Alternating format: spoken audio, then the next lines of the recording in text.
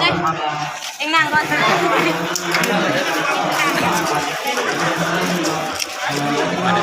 อยิ่งดันไว้ทามีเกียรติแล้วขายดีขายดีโอ้มันบดโชนี่โอ้หนักเลงตีหุ้มกลางเลงจะได้ไหนเลยฟาดอยู่ในนั่นเบรกอยู่ในคิวจับตัวเอง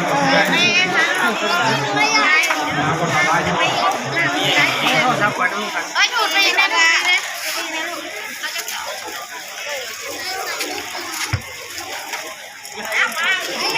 ใช้คนกินกับแลมนะอย่างนี้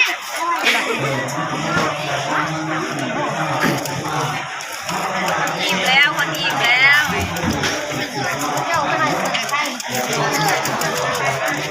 ให้เหลือบนท่านเปิดงานเลยยังไงก็บนนี้เราอีปิ้งเรากับแลมเนาะมองอีปิ้งเรากับแลมเองได้ดูแลสาวๆกินแล้วแลมปิ้งแบบนี้เอาไปเมืองมาเด้อเดี๋ยวหน่อยอีปิ้งหลายอยู่แล้วคุณชายเข้าหมดลงมาเข้ามาเนี่ยบ้าน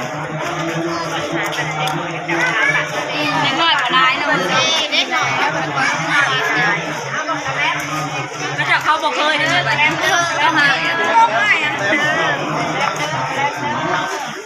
เขาโมโหพี่กระแลมเด่น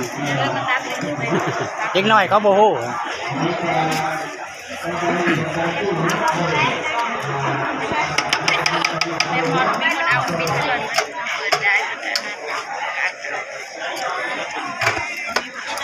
เล็กน้อยเขายืนนอกเขาโมโหเขาอยู่อย่าง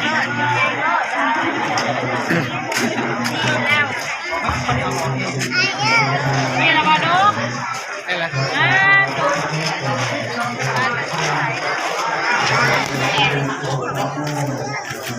มาเด้อพี่น้องมาเด้อ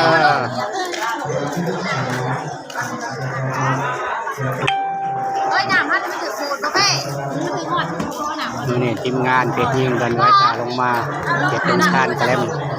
อยู่บ้านดุงหน้าดีเด้อพี่น้องเด้อก็ซุปทำไมอ่ะแล้วแจกตัวน้ำก็น้ำบุญเด้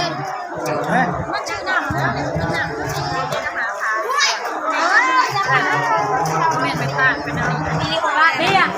นี่เป็นหนังลำไยซัดยำถ่ายวิดีโอมาเลยลงแล้วก็วิดีโอ